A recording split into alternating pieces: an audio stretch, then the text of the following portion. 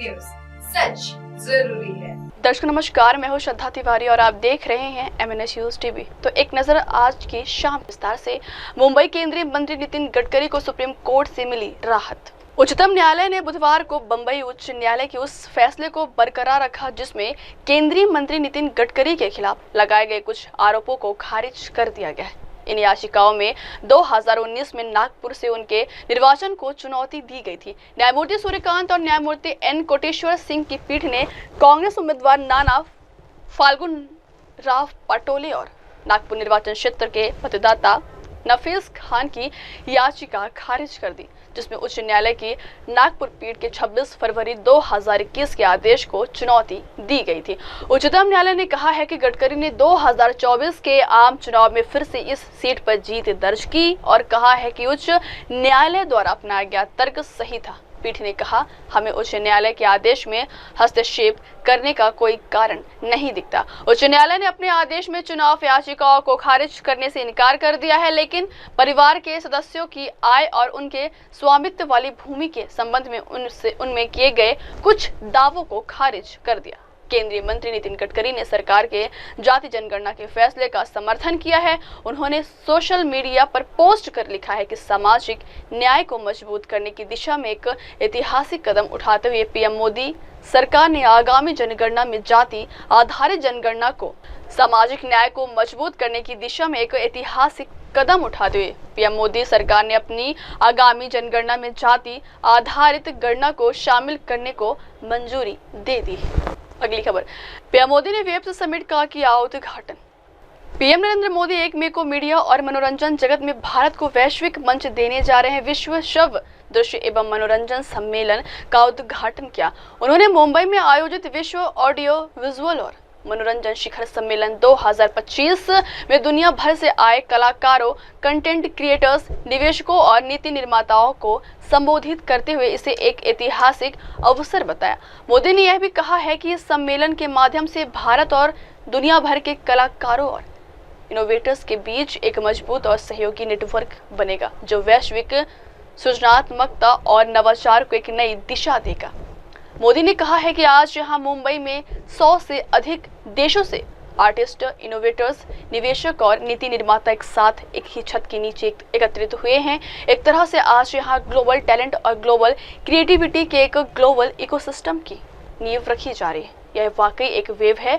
उन्होंने वेब्स 2025 में मीडिया और सिनेमा की शक्ति और जिम्मेदारी के महत्व को बखूबी समझाया। उनका कहना था कि जब किसी के पास इतनी बड़ी शक्ति होती है जैसे कि सिनेमा और मीडिया के जरिए दर्शकों पर प्रभाव डालने की, तो उस शक्ति के साथ जिम्मेदारी भी आती। देवी और सज्जनों, साथियों, आज यहां मुंबई में 100 से अधिक देशों के आर्टिस्ट, इनोवेटर्स, इन्वेस्टर्स और पॉलिसी मेकर्स एक साथ एक ही छत के नीचे एकत्र आए हैं। एक तरह से आज यहां ग्लोबल टैलेंट और ग्लोबल क्रिएटिविटी के एक ग्लोबल इकोसिस्टम की नींव रखी जा रही है। World audio visual and entertainment summit यानी वेव्स, ये सिर्फ एक्रोनिम नहीं है, ये वाकई एक वेव है।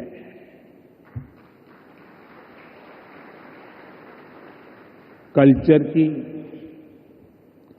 क्रिएटिविटी की, यूनिवर्सल कनेक्ट की, और इस वेव पर सवार हैं फिल्में, music, gaming, animation, story telling, creativity का अथाह संसार। वेव एक ऐसा ग्लोबल प्लेटफॉर्म है जो आप जैसे हर आर्टिस्ट, हर क्रिएटर का है, जहां हर कलाकार, हर युवा एक नए आइडिया के साथ क्रिएटिव वर्ल्ड के साथ जुड़ेगा। इस ऐतिहासिक और शानदार शुरुआत के लिए मैं देश विदेश से जुटे आप सभी महानुभावों को बहुत बहुत बधाई देता हूं। अगली खबर, पहलगाम हमले को लेकर पाकिस्तान पर बरसे फारूक अब्दुल्ला। जम्मू कश्मीर के पहलगाम में हुए आतंकी हमले के बाद से केंद्र सरकार लगातार दहशतगर्दों को मिट्टी में मिलाने में लगी हुई है। घाटी में कई आतंकियों के घरों को जमींदोज कर दिया गया है। इस कार्रवाई पर जम्मू कश्मीर नेशनल कॉन्फ्रेंस के प्रमुख फारूक अब्दुल्ला ने सवाल उठाए। उन्होंने इसको लेकर सरकार को आगाह किया है कि इस तरह की कार्रवाई करने से पहले सरकार को 1000 बार सोचना चाहिए। फारूक अब्दुल्ला ने आतंकियों के घर गिराए जाने को लेकर कहा है कि अगर बेटे ने गलत किया तो उसके माँ बाप और बहन की क्या गलती है? उनका घर उड़ा दिया है, उससे क्या हम लोग मजबूत होंगे? ऐसे फैसलों से पहले 1000 बार सोचना चाहिए। ऐसे फैसले वो दफ्तरों में बैठकर लेते हैं। उन्होंने आगे कहा है कि हम वक्फ बिल का विरोध करते हैं और हमारा मानना है कि हमें इसे भूलना नहीं चाहिए। यह मसला सुप्रीम कोर्ट में है और हमें उम्मीद है कि हमें न्याय मिलेगा। पहलगाम की घटना बहुत दर्दनाक है। मेरा मानना है कि जो भी इंसानियत को जानता है वो इस बात को सहमत होगा कि ऐसा नहीं होना चाहिए। सबसे ज्यादा नुकसान जम्मू कश्मीर के लोगों को हो रहा है। बोलते हैं वो करेंगे इंडस वाटर ट्रीटी का जंग के माहौल ओवरऑल आपसे जानना चाहेंगे, what's your point of view, जो तजुर्बा है? देखिए, मैं आपसे कहूँगा, वक्फ की जो बिल है हम उसको अपोज करते हैं, इसमें कोई शक नहीं। और हम समझते हैं कि वक्फ की बिल को हमें भूलना नहीं चाहिए। वो आज भी मुद्दा है और सुप्रीम कोर्ट के पास है। हम उम्मीद करेंगे सुप्रीम कोर्ट हमसे जस्टिस करेगी। एक तो वो है। पहलगाम का वाक़ा जो है ये दर्दनाक है, बहुत दर्दनाक है। मैं नहीं समझता हूँ कोई भी इंसानियत को समझने वाला, इंसानियत को जानने वाला ये कबूल करेगा कि ऐसा होना चाहिए। नफरतें इससे बढ़ जाती हैं। अब किसका ये मकसद था कि नफरत पैदा करें? क्यों करें? उससे उनका क्या फ़ायदा होगा? क्योंकि कश्मीर उससे तो फैसला हो नहीं सकता। वो कहते हैं हमारी शाहरग है, ये कहते हैं हमारा अटूट अंग है, और ये बीच में हम लोग मर रहे हैं। कभी कोई इंसिडेंट हो जाता है, आपने खुद देखा कई इंसिडेंट हुए। हम तो 30-35 साल से यही देख रहे हैं, इससे हम निकल ही नहीं रहे। और सबसे ज़्यादा नुकसान जम्मू कश्मीर के अवाम का हो रहा है, किसी और का नहीं हो रहा, जम्मू कश्मीर के अवाम का हो रहा है। अगली खबर, यूक्रेन अमेरिका खनिज डील पर लगी मुहर। अमेरिकी राष्ट्रपति डोनाल्ड ट्रंप आखिरकार यूक्रेनी राष्ट्रपति व्लादिमीर जेलेंस्की को मनाने में सफल रहे। अब यूक्रेन अमेरिका को अपने कीमती और दुर्लभ खनिज संसाधन उपलब्ध कराने को तैयार हो गया। दोनों देशों के बीच एक महत्वपूर्ण आर्थिक साझेदारी समझौता हुआ है, जिसके तहत अमेरिका को यूक्रेन के दुर्लभ खनिजों तक सीधी पहुंच मिल सकेगी। रूस यूक्रेन युद्ध की शुरुआत 2022 में हुई थी और तब से अमेरिका ने यूक्रेन को अरबों डॉलर की सैन्य व आर्थिक मदद दी। जनवरी 2025 में जब डोनाल्ड ट्रंप दोबारा अमेरिका के राष्ट्रपति बने तो उन्होंने इस सहायता के बदले यूक्रेन से आर्थिक लाभ की मांग शुरू कर दी। ट्रंप का कहना था कि अमेरिका ने यूक्रेन की मदद के लिए बड़ा वित्तीय बोझ उठाया, इसलिए अब यूक्रेन को बदले में अपने प्राकृतिक संसाधनों, खासकर दुर्लभ खनिजों तक अमेरिकी पहुंच सुनिश्चित करनी चाहिए, जिसको लेकर आज अमेरिका और यूक्रेन ने एक अहम आर्थिक समझौते पर हस्ताक्षर किए, जो यूएस यूक्रेन इन्वेस्टमेंट फंड के अंतर्गत लागू किया जाएगा। अगली खबर, बांग्लादेशी जेल से छूटे हिंदुओं के नेता इस्कॉन के संत को मिली जमानत। बांग्लादेश में इस्कॉन से जुड़े हिंदू पुजारी चिन्मय कृष्ण दास को आखिरकार 5 महीने बाद जमानत मिल ही गई है। रिपोर्ट के अनुसार बुधवार को बांग्लादेश उच्च न्यायालय ने उनके खिलाफ दर्ज राजद्रोह के मामले में उन्हें जमानत दे दी है। यह आदेश न्यायमूर्ति मोहम्मद अताउर रहमान और न्यायमूर्ति मोहम्मद अली रजा की पीठ ने पारित किया।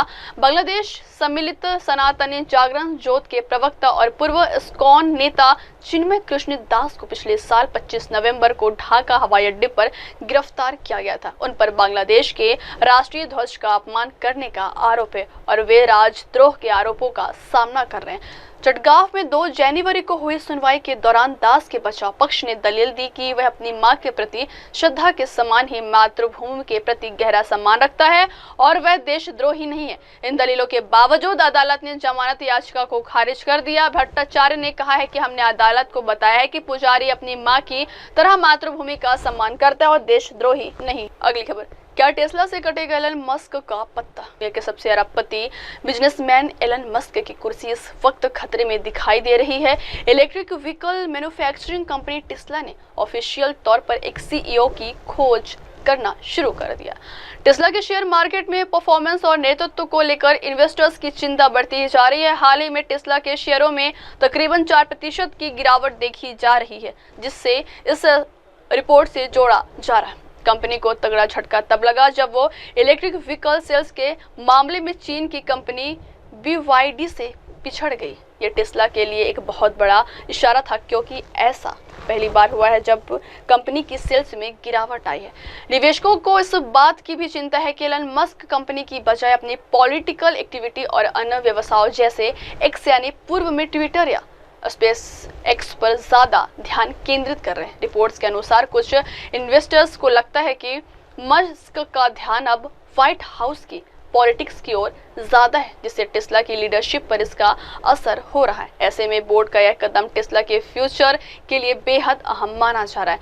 नए नेतृत्व की तलाश से कंपनी अपनी गिरती स्थिति को संभालने और ग्लोबल कंपटीशन में अपनी पकड़ मजबूत करने की कोशिश कर रही है। अगली खबर, बाउंड्री पर बेबी एबी ने मचाई सनसनी। IPL 2025 में बुधवार को पंजाब किंग्स और चेन्नई सुपर किंग्स के बीच मुकाबला खेला गया। इस मुकाबले में भी चेन्नई को हार का ही सामना करना पड़ा, लेकिन CSK के खिलाड़ी डेवाल्ड ब्रेविस इस समय चर्चा का विषय बने हुए। उनके कई वीडियो सोशल मीडिया पर वायरल हो रहे हैं, जिसमें वह उड़ते हुए दिखाई दे रहे। दरअसल रविंद्र जडेजा द्वारा फेंके गए 18वें ओवर की तीसरी गेंद पर शशांक सिंह ने मिड विकेट की तरफ हवा में स्वीप शॉट मारा। वहां खड़े डेवाल्ड ब्रेविस को अपने दाएं भागना पड़ा। उन्होंने गेंद तक पहुंचकर कैच तो पकड़ लिया, लेकिन अपना संतुलन खो बैठे और गेंद बाउंड्री लाइन के पार जाने लगी। वह बाहर गए, लेकिन उन्होंने गेंद को हवा में उछाल दिया, जिसके बाद बेबी एबी फिर कूदे, लेकिन फिर भी बाहर नहीं आ पाए। इसलिए उन्होंने फिर से गेंद को हवा में उछाला, लेकिन गेंद से उनकी नजर नहीं हटी। उन्हें बाउंड्री के पार 3 बार कूदना पड़ा। आखिरकार उन्होंने यह कैच पकड़ लिया। इस विकेट से पहले शशांक सिंह ने अपनी पहली और दूसरी गेंद पर लगातार चौका और छक्का लगाया था। हालांकि चेन्नई सुपर किंग्स यह मैच नहीं बचा पाई और पंजाब ने 2 गेंद शेष रहते लक्ष्य हासिल कर 4 विकेट से जीत दर्ज कर। And again, has he got a hold of this one though? The man in the deep says no. It's a triple header, and that looks like a brilliant bit of work. अगली खबर, चेन्नई पर हारी लगातार 5वां मुकाबला। चेन्नई घर पर हारी लगातार 5वां मुकाबला। इंडियन प्रीमियर लीग 2025 के 49वें मुकाबले को पंजाब किंग्स ने अपने नाम कर लिया है। इस मुकाबले में पंजाब किंग्स ने चेन्नई सुपर किंग्स को 4 विकेट रहते शिकस्त दी। इसके साथ ही अपने घर पर चेन्नई सुपर किंग्स अपने घर पर लगातार 5वां मुकाबला हार चुकी। पंजाब की इस जीत में युजवेंद्र चहल की हैट्रिक ने अहम भूमिका निभाई। इससे पहले पंजाब के कप्तान ने टॉस जीतकर पहले गेंदबाजी करने का फैसला किया। बल्लेबाजी करते हुए चेन्नई सुपर किंग्स की टीम 190 रन का स्कोर खड़ा कर पंजाब किंग्स को ये स्कोर 4 गेंदें शेष रहते हासिल कर लिया। चेन्नई सुपर किंग्स के गेंदबाज इस मुकाबले में 190 रन के स्कोर का बचाव करने में नाकामयाब रहे। CSK के स्टार गेंदबाज मथीशा पथिराना भी इस मुकाबले में टीम के लिए सबसे महंगे गेंदबाज साबित हुए। उन्होंने 4 ओवर में 45 रन देकर 2 विकेट लिए। इसके अलावा खलील अहमद ने भी 2 विकेट अपने नाम किए। वहीं रविंद्र जडेजा और नूर अहमद ने 1-1 विकेट लिए। इस मुकाबले में स्पिन गेंदबाज युजवेंद्र चहल ने घातक गेंदबाजी की। उन्होंने चेन्नई की पारी के 19वें ओवर में 4 विकेट ले लिए। इसके अलावा युजवेंद्र चहल ने IPL 2025 की पहली हैट्रिक भी अपने नाम की। But a bit of a ropey bottom edge, took it past the leg stump and away for 4. They don't care. They're over the moon that they've got the points. fans love it as well. Look at the passion there. That's what it's all about. This IPL keeps on delivering. Game after game. In the head-to-head between these two teams, it's 16 apiece now.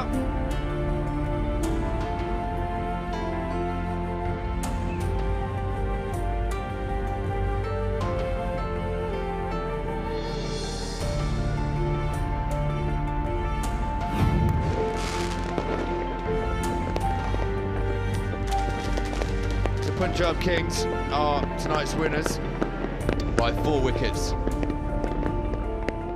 अगली खबर, webs summit 2025 में लगा celebs का जमावड़ा। बॉलीवुड की बादशाह शाहरुख खान और अन्य फिल्मी सितारे गुरुवार को world audio visual and entertainment summit 2025 के उद्घाटन संस्करण में भाग लेने के लिए मुंबई के जियो वर्ल्ड कन्वेंशन सेंटर पहुंचे।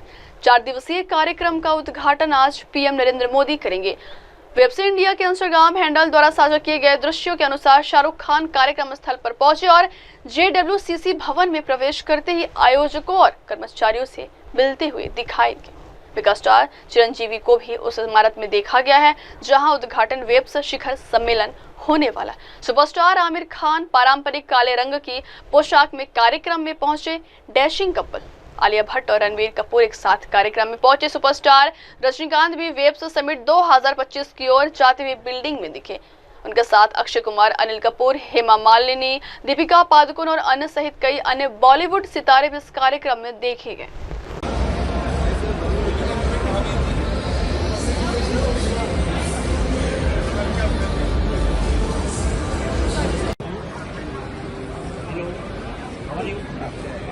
अक्षय सर वेव्स के लिए क्या कहेंगे? अक्षय सर वेव्स के लिए क्या कहेंगे?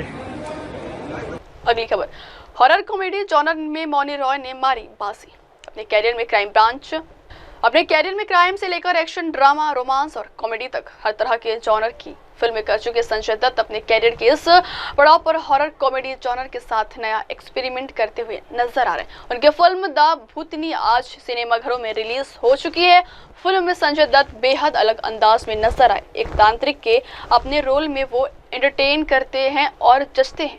फिल्म में सनी सिंह के परफॉर्मेंस की बात करें तो उनसे और भी बेहतर अभिनय की उम्मीद थी। बात करें पलक तिवारी की तो वे अभी एक्टिंग के मामले में इम्प्रूव कर रही हैं। इसी के साथ फिल्म में आसिफ शेख ने शानदार काम किया। जिस असलियत और सादगी के साथ वे अपना किरदार निभाते हैं प्रशंसनीय है। नागिन जैसे सुपरनेचुरल किरदार निभा चुकी मौनी ने यहाँ भूत का किरदार निभाया है और वे यकीनन हमें इम्प्रेस करती नजर आई। इस फिल्म का निर्देशक और लेखन सिद्धांत सचदेव ने किया। अगली खबर, विपक्ष की पार्ट टाइम राजनीति पर एकनाथ शिंदे ने कसा तंज। 1 मई को महाराष्ट्र स्थापना दिवस के रूप में मनाया जाता है। इस अवसर पर महाराष्ट्र के उप मुख्यमंत्री एकनाथ शिंदे ने भी ठाणे के साकेत मैदान में ध्वज फहराया और संयुक्त महाराष्ट्र आंदोलन के शहीदों को श्रद्धांजलि दी। शिवसेना के एकनाथ शिंदे ने जाति जनगणना मामले में अपनी प्रतिक्रिया दी है। केंद्रीय मंत्रिमंडल द्वारा जाति जनगणना को राष्ट्रीय जनगणना में शामिल करने की मंजूरी दिए जाने पर महाराष्ट्र के उप मुख्यमंत्री एकनाथ शिंदे ने कहा है कि कल का फैसला देश के सभी लोगों के लिए ऐतिहासिक है। पिछड़े वर्ग के लोगों को मुख्यधारा में लाया जा सकेगा। एकनाथ शिंदे ने जाति जनगणना का समर्थन करते हुए कहा है कि इससे सभी को न्याय मिलेगा। महाराष्ट्र के उप मुख्यमंत्री एकनाथ शिंदे ने कहा है कि पहली बार पीएम मोदी ने पाकिस्तान के खिलाफ सबसे सख्त कार्रवाई की है, एक्शन को रिएक्शन दिया है। देखिए, कल का निर्णय जो है पूरे देशवासियों के लिए ऐतिहासिक है। कल के निर्णय की वजह से जो जिनकी जातीय जनगणना होगी उनको पूरा न्याय मिलेगा, उनको लोकाभिमुख कल्याणकारी योजनाओं का फायदा मिलेगा और ये जो जिनकी प्रगति नहीं हुई है, जो पिछड़े हैं, उनको मेन स्ट्रीम में लाने का काम होगा और आर्थिक और सामाजिक विषमता दूर हो जाएगी। इसलिए मैंने कहा कि कल लिया हुआ आदरणीय प्रधानमंत्री नरेंद्र मोदी जी ने निर्णय वो ऐतिहासिक है। इससे सामाजिक न्याय का महाद्वार खुलेगा, सबको न्याय मिलेगा। जो भारत रत्न डॉक्टर बाबा साहेब आम्बेडकर जी का संविधान कहता है कि समाज के आखिरी व्यक्ति तक न्याय पहुंचना चाहिए, ये निर्णय मोदी जी ने लिया है और इसलिए उनका मैं फिर एक बार अभिनंदन करता हूं और इस निर्णय का स्वागत भी करती है शिवसेना। इस निर्णय को पूरा समर्थन भी देती है शिवसेना। और जो लोग कहते हैं कि हमारी वजह से हुआ है, हमने ये किया वो किया। तो मैं पूछना चाहता हूं कि 60 साल तो आपकी सरकार थी, तो 60 साल को आपके हाथ किसने बांधे थे? आपको किसने रोका था ये निर्णय लेने से? तो 2014 के बाद कई निर्णय ऐसे लिए कि जो निर्णय आज तक के इतिहास में नहीं हुए। और ये जो जातीय जनगणना का निर्णय पूरी तरह आजादी के बाद हुआ है, देश को आजादी मिलने के बाद आदरणीय मोदी जी ने किया है। तो अगर आपको करना था तो आप 60 साल क्यों चुप बैठे? क्योंकि आपको वोट की राजनीति करनी थी, वोट बटोरने थे। लेकिन आपने कहा कांग्रेस ने गरीबी हटाओ, गरीबी हटाओ, गरीबी तो हटी नहीं, गरीब हट गया। लेकिन मोदी जी ने उल्टा 35 करोड़ लोगों को गरीबी से ऊपर उठाया, 80 करोड़ लोगों को मुफ्त में राशन, उनका पेट भरने का काम किया है। कई योजनाएं की जो इसके लिए हिम्मत लगती है, इसके लिए ताकत लगती है, इसलिए वोटों की राजनीति से परे होकर निर्णय लेना पड़ता है। तो संसद में उन्होंने नारी शक्ति वंदन बिल लाया, लोकसभा विधानसभा में हमारे महिलाओं को प्राधान्य देने का काम किया है, वक्फ बोर्ड का निर्णय लिया है, ट्रिपल तलाक का निर्णय लिया है और 370 धारा 370 कलम हटाने का निर्णय लिया है। इसके लिए हिम्मत लगती है, हिम्मत और ढाढ़स ये मोदी जी ने दिखाया है। विदेश में जाकर हमारे देश की बदनामी करने वाले, देश को बड़ा भला बुरा कहने वाले, हमारा प्रधानमंत्री जी का बदनामी करना, उनका आरोप लगाना, ये कैसा देश प्रेम है? ये कैसी देशभक्ति है? और इसलिए पार्ट टाइम काम करने वाले लोग आके बोलते हैं, फिर चले जाते हैं विदेश में। और पार्ट टाइम की राजनीति से देश का भला नहीं होता है। 60 साल में देखा कि देश का कितना भला हुआ है, और ये 2014 से हम देख रहे हैं कि आदरणीय मोदी जी के नेतृत्व में देश आगे बढ़ रहा है। और ये पूरी तरह दिन रात देशभक्ति, राष्ट्रभक्ति और देश की प्रगति, देश की समृद्धि, एक ही विचार, एक ही एजेंडा मोदी जी का है। और इसलिए मैं इतना ही कहूंगा कि ये जो निर्णय लिया हुआ है, ये निर्णय बहुत ही लोगों के लिए, इस निर्णय से मैंने कहा कि सामाजिक न्याय का महाद्वार खुलेगा और ये सही है।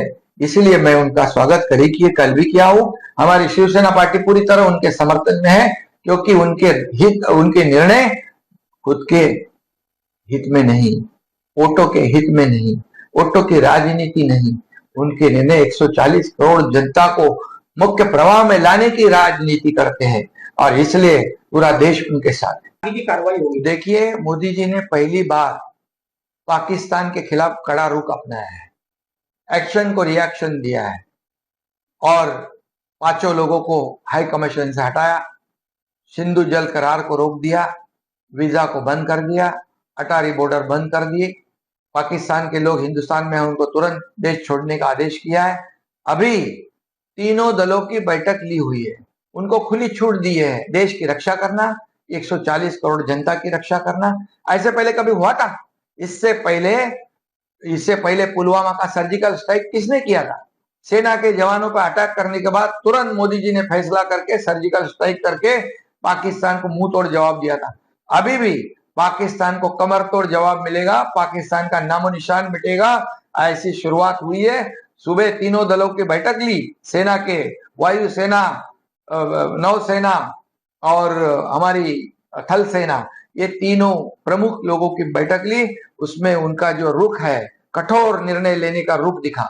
और शाम को ये जातीय जनगणना, जो आम आदमी, सर्वसामान्य आदमी, उसके जीवन में बदलाव लाने के लिए निर्णय, एक तरफ कड़ा रुख और दूसरी तरफ उनका हम्बल, जो लोगों के प्रति प्रेम, ऐसा किया है। तो अभी तक कांग्रेस ने हिम्मत नहीं की थी पाकिस्तान को मुंह तोड़ जवाब देना, आतंकवादियों के खिलाफ कड़ा एक्शन लेना, क्योंकि वोट बैंक की राजनीति में हजारों लाखों सैनिक वहां पर शहीद हो गए। ये तो दुर्भाग्य है। इसका हिसाब तो कांग्रेस ने देना पड़ेगा और इसका हिसाब चुकता करेंगे आदरणीय देश के प्रधानमंत्री मोदी जी, पाकिस्तान का नामो निशान मिटा। अगली खबर, जाति जनगणना पर क्या बोले खड़गे। मोदी सरकार ने सीसीपीए की बैठक में देश में जाति जनगणना कराने का फैसला लिया। इस पर कांग्रेस अध्यक्ष मल्लिकार्जुन खड़गे ने कहा है कि 2 साल पहले मैंने आम जनगणना के साथ जाति जनगणना कराने के लिए केंद्र को पत्र लिखा था। उस समय वे सहमत नहीं हुए थे। अब कैबिनेट ने आम जनगणना के साथ जाति जनगणना कराने का फैसला लिया है। खड़गे ने कहा है कि हम पूरा सहयोग करेंगे, लेकिन उन्हें जवाहरलाल नेहरू या उस पर अनावश्यक टिप्पणी नहीं करनी चाहिए। जनसंघ और आरएसएस जन्म से ही आरक्षण के खिलाफ हैं। अगर आरक्षण के खिलाफ ऐसे लोग कहते हैं कि कांग्रेस इसके खिलाफ है, तो क्या मैं 2 साल पहले पत्र लिखता। इसलिए वे फिर से लोगों के मन में भ्रम पैदा कर रहे हैं। राजनीतिक उद्देश्यों के लिए वे हमेशा ऐसी बातें करते, लेकिन उन्होंने जो भी फैसला लिया है उसे पूरा किया जाना चाहिए।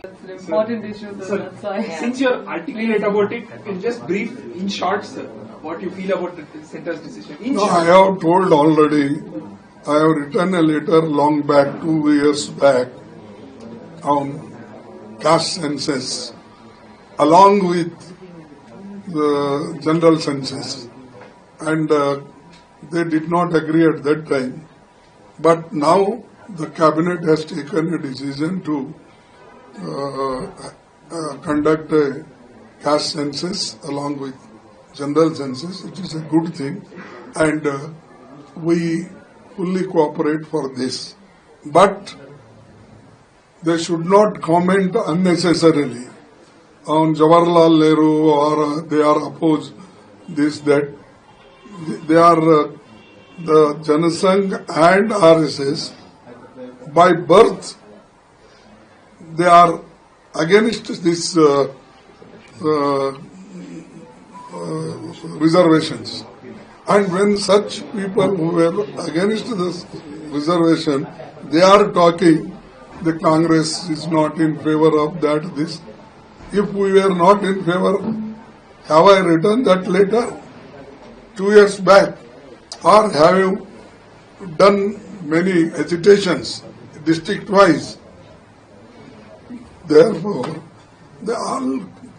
they create confusion in the mind of people, and they are the only people interested in country's welfare. It is bogus. I don't agree. They are just for political purpose. They always do such things, but अगली खबर, जाति जनगणना पर आया तेजस्वी का मारक बयान। केंद्र की मोदी सरकार ने कैबिनेट बैठक के दौरान देश में जातिगत जनगणना कराने का फैसला किया है। जानकारी के मुताबिक अगली जनगणना के साथ ही जातिगत जनगणना भी कराई जाएगी। वहीं जातिगत जनगणना पर विपक्षी दलों के बयान भी आने शुरू हो गए। केंद्र सरकार के फैसले की जानकारी देते हुए केंद्रीय मंत्री अश्विनी वैष्णव ने बुधवार को कहा है कि पारदर्शी तरीके से आगामी जनगणना में जातिगत जनगणना को शामिल किया जाएगा। बुधवार को कैबिनेट बैठक में केंद्र की मोदी सरकार द्वारा लिए गए जातिगत जनगणना के फैसले पर एक-एक कर विपक्षी नेताओं के बयान सामने आ रहे हैं। इस बीच आरजेडी नेता तेजस्वी यादव का भी बयान सामने आया है। उन्होंने बताया है कि यह उनकी 30 साल पुरानी मांग थी। केंद्र सरकार के इस फैसले पर मीडिया से बात करते हुए तेजस्वी यादव ने कहा कि यह हमारी पुरानी मांग थी। लालू प्रसाद ने 1996 से यह मांग की थी कि देश में जातिगत जनगणना होनी चाहिए। जातीय जनगणना को भी इंक्लूड किया जाएगा। हालांकि ये केवल घोषणा है। 21 में सेंसस होना था, कब होगा ये किसी को नहीं पता है, लेकिन जो परिसीमन है उससे पहले जो है सेंसस कराना होता है। तो उम्मीद है कि ये परिसीमन से पहले ये सेंसस कराएंगे और सेंसस में जातीय जनगणना का भी एक कॉलम जो है जात का भी होगा। जो लोग हम लोगों पे आरोप लगाते थे जातिवादी लोग हैं, जात पात फैलाता है, आज उन सभी के मुंह पर जो है तगड़ा तमाचा जो है लगा है। और ये जब तक हम लोगों को साइंटिफिक डेटा नहीं पता चलेगा पूरे देश की आखिर स्थिति क्या है, तब तक हम उन समाज जो पिछड़ा समाज, जो गरीब, वंचित, शोषित जो लोग हैं, उनको हम लोग मुख्य धारा में नहीं ला सकते। गरीब कौन है, मजदूर कौन है, कचरा कौन साफ करता, ठेला कौन चलाता है, नाला कौन साफ करता है, दिहाड़ी मजदूर कौन है, और यही नहीं कौन भूमिहीन है, कौन कितना पढ़ा लिखा है, क्या है, किसको कितना सरकारी नौकरी है, किस जाति में। जब तक ये नहीं पता चलेगा तब तक आप जो है लोगों के साथ इंसाफ नहीं करना। तो एक डेटा आ जाएगा, डेटा के आधार पर आपको जो है इस पे बजट में प्रावधान करना पड़ेगा कि उनको मुख्य धारा में कैसे लाए, बजट उसी हिसाब का बनाना पड़ेगा। अब भाजपा के लोगों को, अब बिहार का चुनाव है, स्वाभाविक है, तो आएंगे कूद कूद करके कि हमने कराया, मोदी जी ने कराया।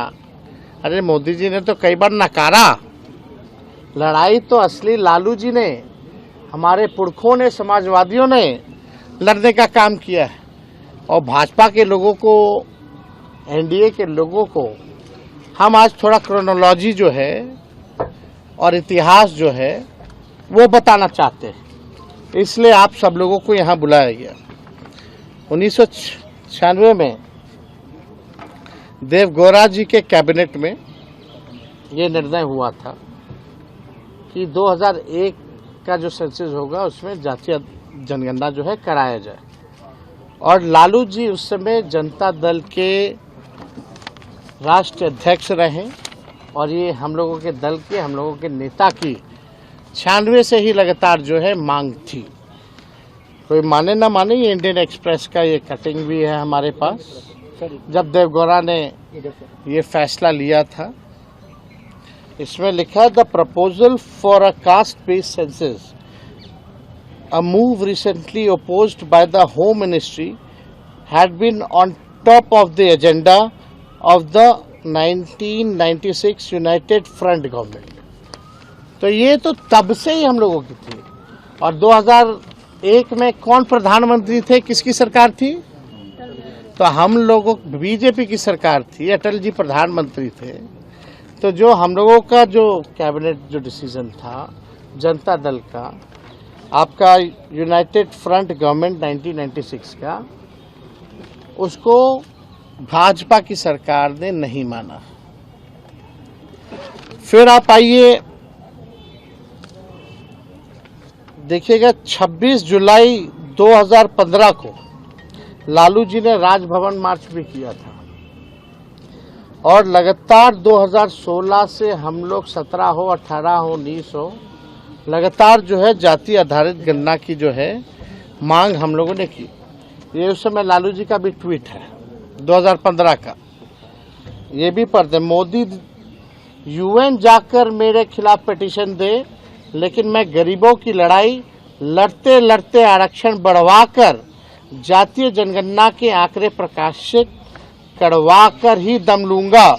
ये 29 सितंबर 2015 का उनका ट्वीट है। और इससे पहले भी आप लोग सब लोग जानते हैं कि यूपीए की सरकार ने 2011 में जो है, हम लोगों ने 2010 में लगातार मांग की थी, जिसमें मुलायम सिंह जी भी थे, शरद जी भी थे। तो उस समय जो है ये हुआ था। हालांकि जब बीजेपी की सरकार आई, Arun Jaitley ji finance minister press conference करके कह दिए जब रिलीज करने का मौका है तो डेटा करप्ट है। उस समय भी भाजपा के लोग नहीं चाहते थे। आप सब लोगों को पता है कि कई बार बिहार विधानसभा से हमारे ही प्रस्ताव को पारित किया गया। जब हम लोग विपक्ष में थे, जातीय जनगणना का प्रस्ताव दोनों सदनों से पास किया गया, 18 में भी, 19 में भी, 20 में भी, 3 बार। और हमारे सुझाव पर ही पहली बार बिहार में सर्वदलीय प्रतिनिधि मंडल 23 अगस्त को प्रधानमंत्री जी से नई दिल्ली मिला। मुख्यमंत्री जी भी थे साथ में। मेरा ही 2 प्रस्ताव था, ये सब लोग चलिए प्रधानमंत्री जी से मिले। जब इन लोगों ने केंद्र पार्लियामेंट में, केंद्र मंत्री ने मना कर दिया था कि जातीय जनगणना नहीं कराएंगे, तब हम लोग प्रस्ताव रखे थे, तब हम लोग सब लोग को लेकर के गए थे दिल्ली। और उससे पहले 3 बार तो हम लोग दोनों हाउसों में, लेजिस्लेटिव असेंबली में भी और लेजिस्लेटिव काउंसिल में भी, हम लोगों ने 3 बार सर्वदलीय प्रस्ताव जो है पारित किए करके भेजा था।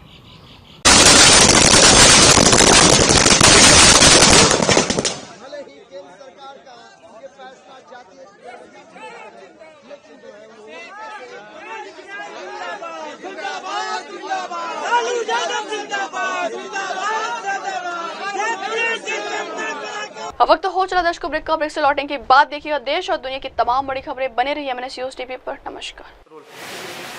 हाय हेलो नमस्कार, मैं हूं पंकज विष्णु और आप देख रहे हैं एमएनएस न्यूज़। आप देख रहे हैं MNS न्यूज, सच जरूरी